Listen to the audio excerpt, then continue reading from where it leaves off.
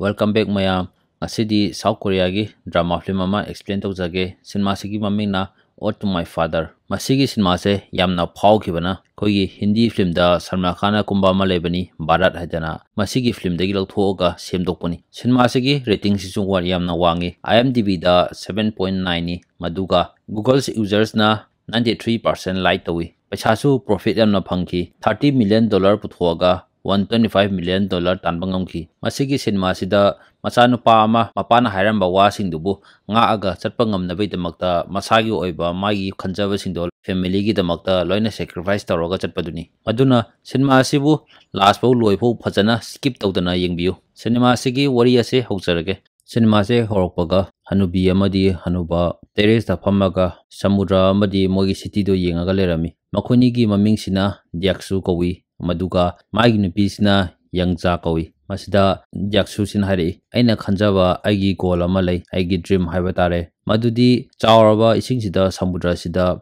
jasa chawama thawba ngambasini. Madu mang oiraga bangthokpa ngamdre na hairami. Madida magi nupiduna madugi dream nangna pamjaba dudi asuk kuibase nang angonda madudi sungkhang khangalakte na hairami. Maduga makhoni da sungwari sanaraga harau nungaina noksu nokminarami. Numi kharani leraga moigi macha singse moiga leminade tonga lei nomodi moigi macha singdo moi masu singduga loina puraga lami mayamda punbaduda amana ama harau nungaina so wari sanarami madubu moina la ibase harau nungaina lakpadi oiramde moigi macha singse koiba chatningbagi moigi macha singbu Jaksu gidi masuni angang singdo koibado puningdabagi moigi manakta thanamba lakpoirami madu khangbada Jaksu do yamna sauningamba taragasu macha singduda ahenba wade ngamde nongalaga haiba tawbaga angang singdo loina thanamaga moi singdudi koiba chaki mana leiriduda anakpada ariba bazar ama lei maduda magi dukan ama sulei magi dukan da mi khara laaga document amada sign tawnaba hairami maduda document da sign tawase market da leiriba mi singdo 80% amadi sign tawkhre su hairami madubu Jaksu di sign tawda sunga yaramde masida sign taw haibase masida laiba mi singsina mai dukan mafam sibu laige na haibani madubu Jaksu di mafam ase sungyon yoloina hairami adu phauda mi singduna sign tawnaba hairami Jaksu duna saroktana mi duda kopak tharaga moi singdo tanthoki Jaksu do yamna sarami maduga Jaksu duna masunupi do bazar dubu koiba puthokpirai madu koiba puthokpirakpada masunupi duna mapududa kaigi saurino adumana sauganu na hairami nangla saudo yamna kijayena su hairami maduga magi thainagi punsigi wari do masunupi duna libiro na hairami adumana wari sanaraga laingai duda lambida chapa mi amana Jaksu do thengairakpadagi masunupi gi makhut sammaga lakpado tatlami madu tatpado Jaksu do yamna pakhalami madudagi senje hongtoga thainagi flashback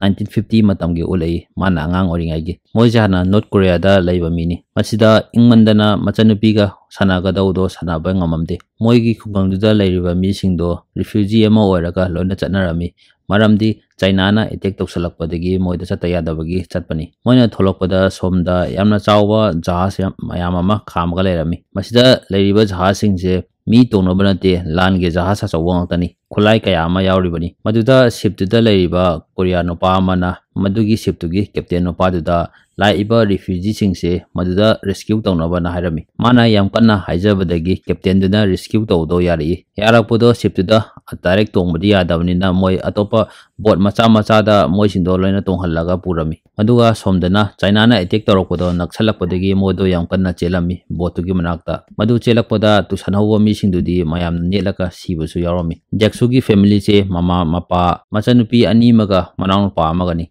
machanupi do pikpagi Jaksu duna machanupi bu poraga chiptuda tongnaba kakhalai madu kakhalakpa matamda maningdai kanano mana kakhalakena chingbada machanupi do makhara taki Jaksu di sip mathaktuda tonga leikhre maduda machanupi da kuthi thibda phangamde matangduda mapala aga Jaksu da machanupi mangkhibdo thiruge makhada kumaga yeunge kaigumba halaktragadi nangna family sibu yengsangadauni harami awaba kayama thingnaba taragasu imung manungi mibu thadokanu harami madudagi mapado machanupi mangkhibdo thiba kumthaki kumamdaida wa khara su haramaga kumki madugi wahaidina horen lasinda ubu phangani thiba kuminga duda mogi sip achawdo thauba horami maduga somdana China na attack tawbodo naksalaktana mogi khungang city singdo bomb khaibdo urami mayamdasu madu ubuda yamna kapami moisu machanupi amadi mapado lehobagi yamna kapami moido madudai laaga Busan city gi Gugji market ta lami masisina South Korea dani moiduna North Korea dai lakpani masida moigi anti ama lei madugi anti dugi manakta moise lakpani moi lakpadu matuda chana khara su pirami maduga moigi laifam su pibirami maduda sum lainabai damakta moi thabak su ju horami maduga deksu duna school chapa matamda mai machan pidu su pura chalami mama duna nungthila thabak su chali deksu se school de halakpa matamda su ma su policing su tawi nongmodi radio gi paw tabada lan loire na harai madudagi deksu gi mama duna moi anti duda mayum hanba yarani na harami madubo anti duna monne lore hajaba wani Korea gi landi loidri na harai maduna chatpa yakhiroi somdana military no pamana deksu duda achapot chocolate ama pirami chocolate to paiba ubadagi atopa angang singna magi chocolate to munge haidana koitan tanarami madu munnabada khatnabada mamai do soami nungdangda mama duna namai da soido kaigino hangba matamda deksu duna haido omde maduda deksu duna mama duda mai machanapi amadi mapa duda sawrana hangami madubu mama duna saude maduga nang larik tawri duda pung changaga Patana tawona harami deksu se mafamda mai mamanaba amalei makhoni ma school halaga su police tawi mamingna dalgo kawi hauju amaka present sindamulae ngasai deksu ka mai masunu biduga leiringa duda Korean gi satra kharana kuchumuba Indian gi khara thingna ubodo maduda karemna raga lagnarami madagi Indian duga Korean duga saunari matanuda deksu jangthalaga moido khanabuda khamdomi duga Korean satra dasu yamna ngangami hojik amu pass ki sindamulae deksu je hojik chawre masina 1963 gi matamni matamsida deksu se thabak yamna tawi maduga lairik su yamna phaba nupani ma lairik heba taraga su thabakti su daba yadaba condition amoirami maramdi mai manaun pado Seoul University da admission phangami maduda tambay se paisa changaduni paisa sina mana taranga dawni madudugi matha sabagi mai mamanaba dalgo dugi manakta laamani maduda mai problem do mamanabada hairuba matamda mamanabaduna German da coal mine ge thabak amalei madu suru sina maunda hawrami masigi thabak sina chahi ahumgi contract ni Germany da phangakpa paisa do South Korea da di yamna chawgaduni madu chawbanina magi manawno pa Seoul University da tamningba tambang ngoduni somdana manawno padana mamaduda ma Seoul University da tamninge na harami madubu mamaduna di paisa laitabanina tamunu na harami madu oiba taraga su manawno pado yamna tamningami matangnuda neksu laaga nangna tamningba Seoul University do maduda tamba yarani na harami paisa thibagi problem do ai tawge madugi problem da kasu khalunu na harami madudagi deksu do Germany da chatnabai damakta moi thabak tu da sunabai damakta test kha taromi madu test indolo in pass taroga moi hujik Germany da chatlaga hujik coal mine da thabak subo su horomi masida thabak subo ai se yamna danger su horami nungtigi mi aman traga amadi dum asok opan dum thingnarami nongmadi deksu do German gi city do koiba chaline na cycle tharoga koiba chapada Korean nupi ama urami madu ubada mado yengai da mamangda kari leibno khangdabagi thomchalami nupi sigi mamingna yangja kawi ngasai gi mai nupi duni machisina mokhoni gi hanba thingna boyduni madudagi nupi duna mai manakta jangsallaga hawjik sujanbada mukhu chokhibodo madu bandage setpirami nupi se nurse ni deksu thabak mafamda nupi duga thingnabai matangi wari do malirami mamana basingduda maduga nomodi moi thabak suba mi singdo party ma chalami party mafamduda moi singdo yamna enjoy torami yamna nungai jarami aduga somdena deksu do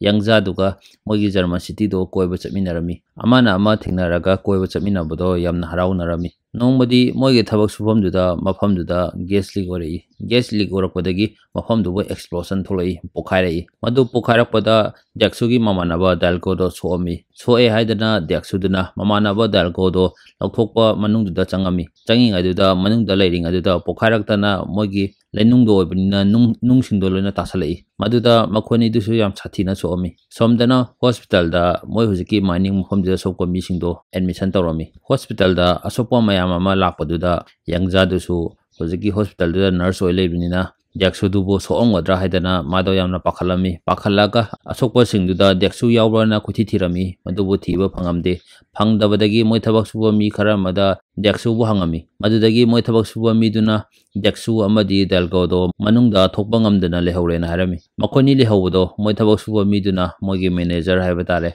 maduda deksu amadi dalgodo kanbinaba na harami madubu mapuduna madu amuga kanba changbado mogi risky yamna oi maduga mogi sel su yamna mangba yai madudagi yarakti yangja duna hujiki officer duda yam kan hajarami हाइजब तारगसु officer दुना यारक्ते मदुदगी मोय थबक सुबो मीसिंदो डेक्सु अमदी डेलगो दुबु कल्लगा पुथोरकनी हाइदना मोइसिदो मोय खुलाइ सिंदो पाइरगा चंगमी मनुंगदुदा डेक्सुदो याम साथीना सोमी मागी family अमदी यंगजादुसु निंगसंगमी मयामदुना अदुमाइन तोरगा मखोनिदो पुथोरी पुथोरकपो मतमदा यामना सोकपदो उबदा यंगजादो उरगा कपचरमी hospital दा यंगजादुना डेक्सुगी सेवा तौबिरमी मदुदा डेक्सुदुना यंगजादुदा आई Germany सिदा लेबगी वीजा से मतम लोइदोरे चयोल अमा खतंग आरे मदुना चयोल अमा से यारिमखै नंगा लेमिननिंगिना हारमी मदुबो यंगजादुना डेक्सुदुदा आईडीएमना बिजी ओयना हारमी मदुदगी डेक्सुदुना यंगजादुदा मदुदी कोरिया दा खोनिमक पुन्ना चक्रसेना हारमी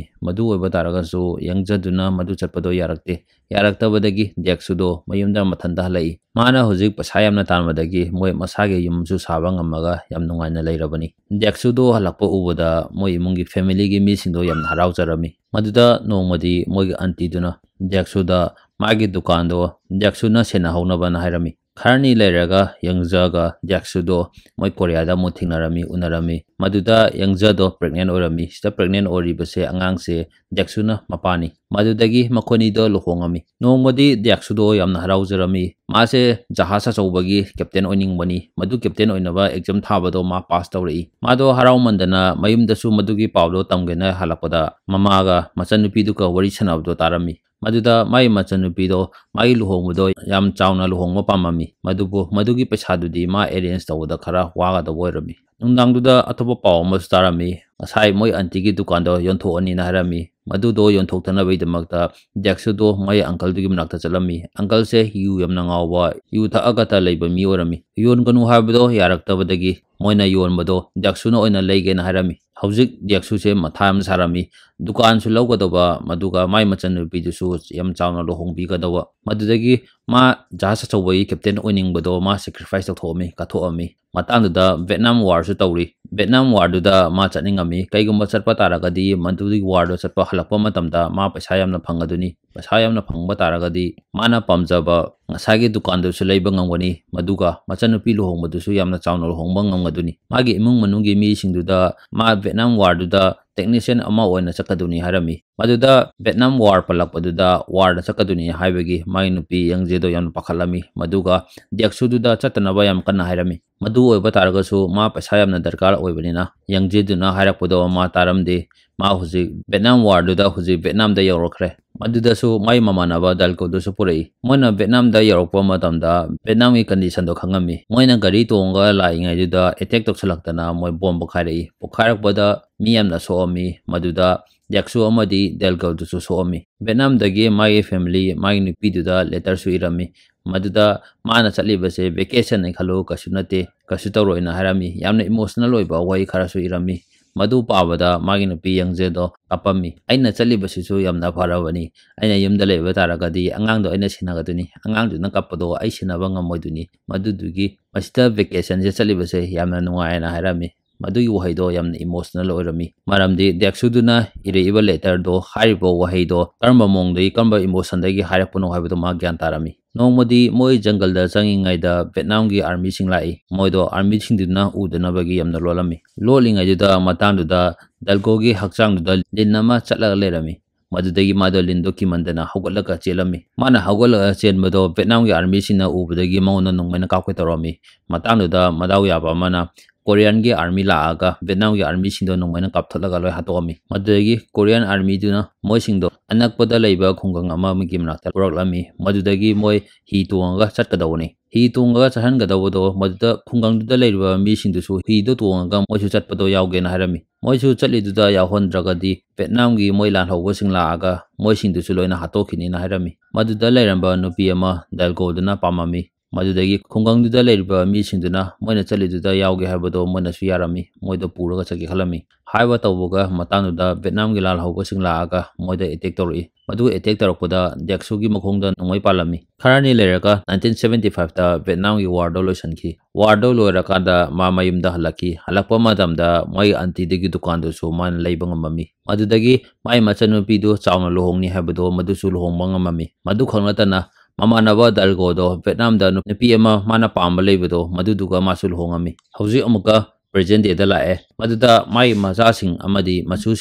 moi thaina gi photo sindo yengaga wari sanarami mai photo yengaga wari sanaringa duda mai macha nupa amana moigi dukan do yontho asena mapa Jaksu da palai madu palakpaduda Jaksu do dukan yonche harakpagi mado yamna saurami mado saurakpadagi madudagi hogalaga mai kada changki masida dukan se yonche haiba matamda Jaksu na asuk yamna sauribase karigino haibase horen cinema se ge last sin da khangma ngani hauzik amuka ngasai Vietnam war dai halaba matungda 1983 da China ga Korea ga lan tawagi amuk TV news da thingnarami TV news da hari mamangda China ga Korea ga lan tawhibada mogi family sing imung manung sing amana ama kaina raga chakhiba sing do madu unanabagi khudong chawa piri na hairakodo thingnarami madudagi Jaksu du su mai machanupi amadi mapa mangkhibdo kaina khibdo madu phangnabagi haidana mai bot ama pairaga machanupi amadi mapa gi detail do irami iraga ulami mafamduda ataisu mayam ama lami TV da uhalaga madugi kuthangdagi family kaya ama thingnarami amana ama thingnaba matamda yamna su kapami madubu mai machanupi amadi mapadu di phangamde matangda dalgona call tawreido mapado phange na harai mapado phange habdegi mado yamna kana chelaga mana mapane habdo ma TV de ngami yenguba matamda di mai mapado oramdi atopo orami maduda Jaksu amadi magi family sindo live telecast sadokodo madu yengami maduda mapado na te habdegi mayamdo yamna kapami no alaga amuka news channel ge miduna call tawraga machanupi do phange na harai madudagi mado amuka live telecast gi mafamduda chalami maduda magi machanupi maksunduga wari sanarami maduda Jaksu duna machanupi duda nangbu aigi asengba ichanupi rana hangami madubu machanupi se hauji Korea maron se ma kauthokhare khangdre masida Korean maron se khangdaba khaktana tana mai asengba maming du su ma kawkhare masida mana kawriba se maseng ngasai lehodo mabu rescue to wiraga Busan gi orphan amada thanambani madu orphan dagi US family amana mabu yukpi khibdai ma Korea maron si su kauthokhare duga mai asengba Korea gi maming maksun habisi chu ma kawkhare maduda mana hairei aina ningsangbadi koina landudai chelakpa matamda mai mabungduna mabu pammaga chatpani maduga matamdusu yamna ingba winter season ina hairami maduda Jaksu duna machanupi maksundugi magi narumduda sambru ama leibra na hangami madugi sambru dusu leirami maduda maksunduna mabungduga kainaramdaida mabungduna mai nakongda haihiba wahido ma Korea maronduda maksunduna hari madu harakpodagi Jaksu duna masi mai machanupi ne haibodo ma khangba ngamami madudagi amana ama unaraga makhonido yamna kapami magi family singdusu live telecast taroga yengibani madusu ubuda loinai yamna kapami madudagi mai machanupi maksundo mayamda halaba matungda chahi ama leiraga mogi mama dusu laikidre madudagi hauji amuka present day da amuka la esense maduda mai family gi mi mayam duga pullaga harau nungai na leirami somdana Jaksu do mai ka da ngasai changgibdo mapagi photo leibdo madu yenga ma masa mathanda dum mapa duga wari sinari ne habi mongda dum wangangami masi ma thaina dagi angang ori ngai dum tawralai maduda man harami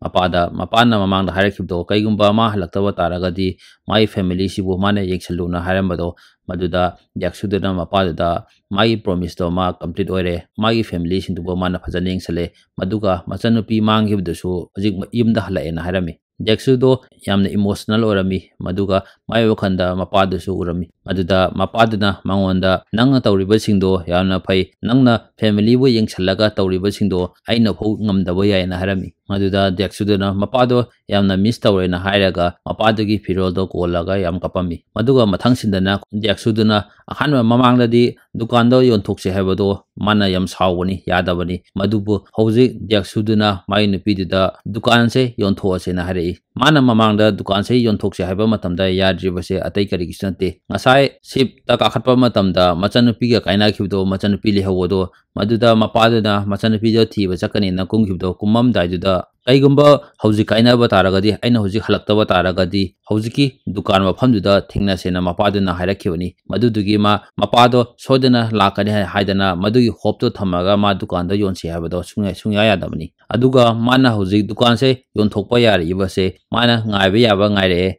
maduga hojik masu yamna ahan oirabanina mapadudi hojik hal aroi habase mana khangbaini cinema se masigi sensida losanki cinema sibu nungai biba taragadi lai amamata nambiramo maduga aina cinema sigi wari che liba matamda ai wahi watada soikiba yawa taragasu mayam na ngakpigani maduga soiba wahi watada phajadaba yaurgadi comment section da masigi wahi se semdokpiyu na madu iraga haibiro maduga comment section da khara ma yauri bro gise soire bro san madu tore madu comment do taseng haita dai ujaning de tare ko kaino hairgadi soiba taragadi madugi asoi do pinpoint toraga madu da soire madu soire na haibado madu pame kaino haiga aina sori budo karino semdok khangba ngam taragadi semdok ngam gaduni maduga soire khatang haibadudi aina kai soino khangma tamnina semdoningai leiteba adudugini ko aigi video ase masi matang se lo sanjarage mathangi video da muka thenarase thank you